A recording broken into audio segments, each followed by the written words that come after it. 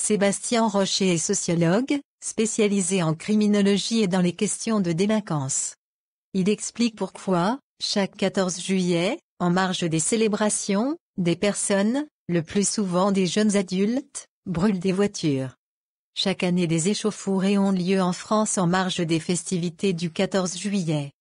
Dans la nuit de lundi à mardi, des groupes d'individus SN sont pris à des policiers et des gendarmes, ont incendié des véhicules dans leur et en région parisienne. Interview. Pourquoi des groupes d'individus brûlent-ils des voitures ou staquent-ils aux forces de l'ordre lors des festivités du 14 juillet ou lors de la nuit de la Saint-Sylvestre? Sébastien Rocher, ces dégradations ou ces attaques envers les forces de l'ordre lors de ces événements sont une particularité française que vous ne retrouvez pas dans d'autres pays.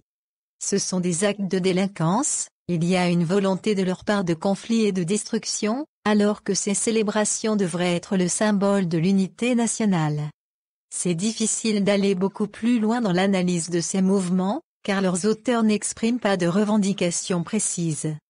Il ne s'agit pas d'un mouvement politique ni d'une manifestation, mais ces personnes veulent exprimer une rage et une colère, alors elles s'en prennent à des événements symboliques. Pourquoi policiers et gendarmes sont-ils leurs cibles? Sébastien Rocher, CST symbolique. En s'attaquant aux policiers, ils visent les dépositaires de la force de l'État. Leur cible est le plus souvent des policiers, car ils veulent régler leurs comptes, ou se venger d'un contrôle d'identité ou toute autre chose qui se serait mal passé. Ces groupes sont exclusivement issus des banlieues et des minorités ethniques. Sébastien Rocher, c'est un mélange, il s'agit de personnes appartenant souvent à des minorités ethniques, qui se trouvent en bas de l'échelle sociale et qui viennent des quartiers. Dans ces regroupements mixtes, vous avez des personnes jeunes totalement inexpérimentées dans ce genre d'actes et d'autres plus anciennes qui ont déjà un long palmarès. Elles sont en général bien intégrées dans la société de consommation qu'elles partagent, mais ont développé un important ressentiment vis-à-vis de l'identité française. On peut déterminer une tranche d'âge entre 16 et 25 ans.